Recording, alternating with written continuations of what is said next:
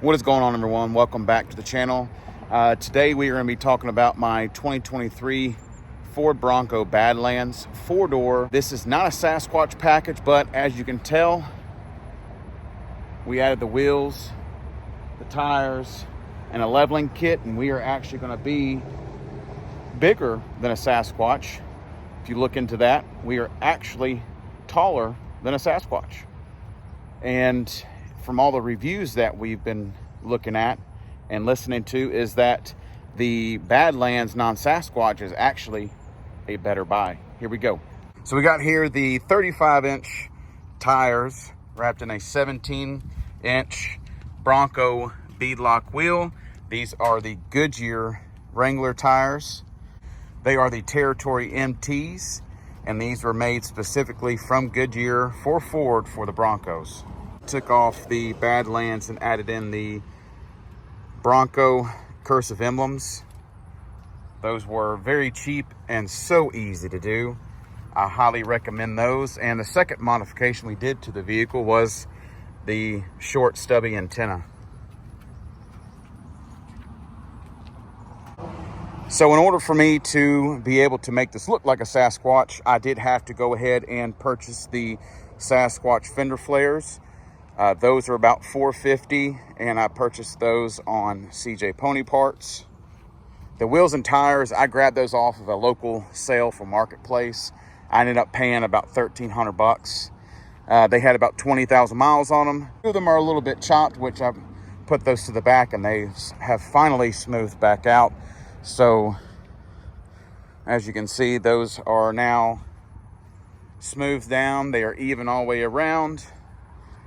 But unfortunately, these tires, since they are an MT, they are noisy and loud. And I mean loud, and I absolutely hate those tires, but I am going to rock those until I decide on which ones I'm going to go with next. So a lot of people think this color is the Azura Gray. This is not Azura Gray. This is actually one of the last Area 51s that they produced, since Area 51s are no longer being made, unfortunately. They took that color away for 2024. So as you can tell, I did end up going with the hard top. It is actually so easy to remove. The rear does take 2 people if you don't have the lift machine to do that for you. The 2 top centers, those are the quickest. It takes literally 5 minutes to take the front and the center section out. Spare actually is brand new, never been used. This one does have the keypad entry, which you can actually remove those, and I've seen a lot of people relocate them and put them back here. I'm not sure if I'm going to do that as of yet. With the Badlands package, it comes with the rock rails. This is the 2.7 liter. And with it being a Badlands, you do get that orangish yellow trim. See it in the handles. It is also in the stitching.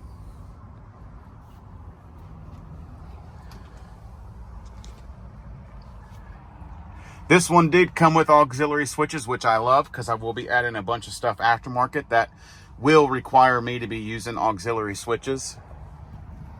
I ended up doing the WeatherTech floor liners.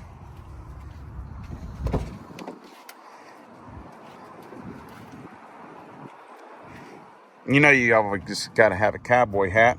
These hangers actually came from Amazon. They were $10, and it actually stays in place very well.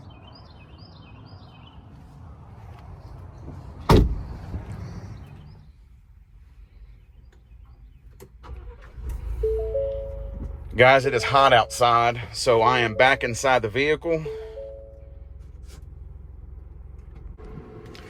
Here, this did come with a leather-wrapped steering wheel.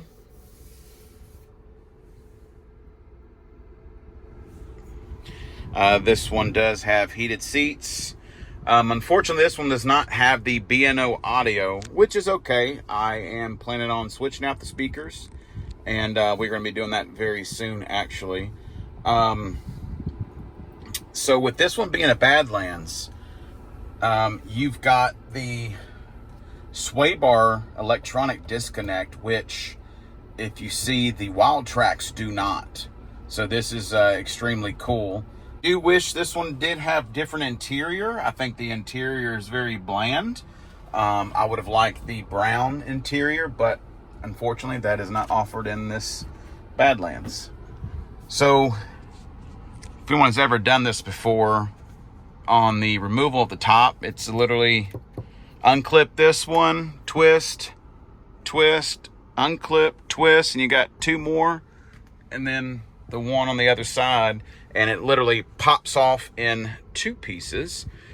They also give you storage bags to be able to put those in the bags once you take them off, so you don't scratch them, break them, because these tops, guys, are extremely expensive. So I've had the Bronco now since February, and it has been a lot of fun. I've enjoyed it a lot. It's only got 1,782 miles on it so far. I haven't driven it very far yet. I plan on going to a few events this year that is strictly Bronco, and it's they do trail runs, cruises, and this takes place in Gatlinburg. We're gonna attempt to attend to go. It all depends on my work schedule, but it is on my schedule to go to. If y'all have any questions about the Bronco, if you're interested in buying one, or if you already have one and you have questions about it, please feel free, shoot me a message through YouTube. Also, my email will be in the description, and if you guys want to contact me, ask me any questions, feel free. I do work at Ford, so if somebody's in the market, let me know. I can help you out with getting one. So far it rides good, drives good, besides the loud tires. The engine I was a little skeptical about. This is the 2.7 liter out of the Ford Ranger, and we all know how lightly powerful those are. But in all honesty, this actually has a lot of power, and I was very happy about. It was surprising, but I'm happy. So on this particular one, we've got GOAT mode. One thing this one doesn't have, that Wildtrak does have, is going to be sport mode. We have eco mode, rock crawl mode, and so forth, but the Wildtrak is the one who gets this sport mode out of the two packages. Now if you get an Outer Banks, like a fully loaded Outer Banks, leather, heated seats, B&O and all that, I have noticed a lot of those come with sport mode. Unfortunately, this one does not, but I guess since we get the sway bar electronic disconnect and others don't, I guess, you know, it is what it is. So this is actually going to be a quick, easy video, and I will be making more of these for this Bronco. The next mod I'm probably going to be doing is probably an oil catch can, and I'm looking at tuning options for it. There's a few companies out there that are doing them, but it requires a 93 only tune, and I would like to switch back and forth. I don't want to run a 93 only when this thing is only getting right at 17 miles per gallon, and running a 93 tune on that, you're probably going to drop significantly. So with that being said, a 93 tune isn't what I'm wanting to do at the moment. Too many projects, too much money involved, and you got to save money everywhere you can. The stereo in these vehicles, if you do not have B&O, are crappy. And mine, believe it or not, a lot of people don't have this. Mine has a sub in the back. You buy a Badlands this year model before my build date, you didn't get it. There was very, very few people who got the sub in the back that is actual functional. Some people got a sub, but it's fake. So this one actually does have a sub. It is functional. It does work, but I will be switching that out to a way better quality sub, and I do plan on switching out the pod speakers, and we are going to be going with the 6.5-inch upgrade. So that will be so much better than those little 4-inch speakers in the back. So far as my rating from Ford, and this is going to be several different options. As far as interior, I'm going to say it's a 9 out of 10. As far as sound quality from the stereo, it's going to be probably about a 6 out of 10. Drivability, I would say for a Bronco with 35s and everything, drivability wise, I'm going to give it a 10 out of 10. I didn't expect for the engine, the drivetrain, and the leveling kit and the tires to ride as good as it does. The sound is wind noise. They are very noisy, but compared to a Jeep, these are so much better than a Jeep. Jeeps suck at wind noise. Now there is one spot where all that wind noise is coming from, and then that's going to be on the passenger side, in between the rear top and the back molding by the side door.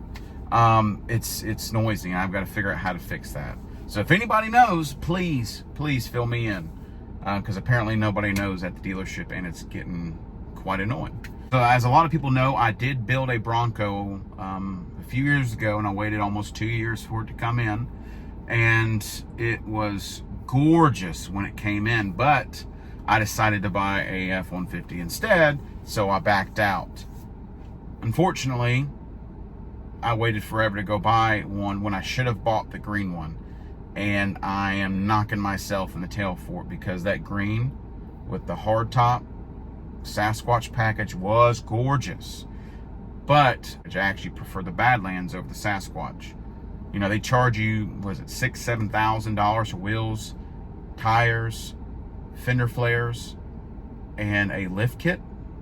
The Badlands is already sitting right at with Sasquatch, and when you do a 1-inch leveling kit, you're actually taller, and people have done a lot of studies and measurements showing that the Badlands non-Sasquatch is actually taller when you do the 35s, the wheels, and the 1-inch leveling kit.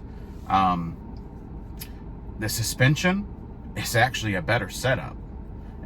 With that being said, I'm actually glad I bought this one and did what I did, because I saved right at $5,000. You know, the leveling kit was only 50 bucks. Paid one of my buddies $200 to install it. The wheels and tires, $1,300, mounted mounts already. All I do is throw them on. The Sasquatch fender flares were $450. So, I mean, I'm in it for $2,000. So that is so much better, and I saved a lot of money, and I'm saving a lot of money monthly. So it's a no-brainer in my opinion, and I'm sure others would agree with me as well. One thing for all of you running this same setup: what kind of fuel mileage are you getting in the city, and what kind of fuel mileage are you getting on the highway? Because I'm averaging right at 16.5 to 17 total, and that is completely it. But I know some people who are getting 19, and I don't understand it. I'm not driving this thing with a heavy foot at all. I'm actually trying to baby this, and I'm getting the gas mileage I'm getting. And I know it's a Bronco, you leveled it, put bigger tires on it, so I get it. But if other people are getting better gas mileage running the same setup, how is mine a little bit less than the others? So feel free, comment, fill me in, and yeah, let me know what you think I should be doing for my next mod, besides the stereo system and the other stuff I've spoken about. I do have my oh shit handles. I've got to install those. Those are in the back. But yeah, that's going to go ahead. We're going to wrap this video up for you guys. Let me know what you think in the comments below. Description on everything I've installed is going to be in there as well. My email, if you guys have any questions, feel free to hit me up, please. And stay tuned for the next video coming soon. More mods. I need to know what y'all think and what y'all want me to get next. We'll see you in the next one. Later.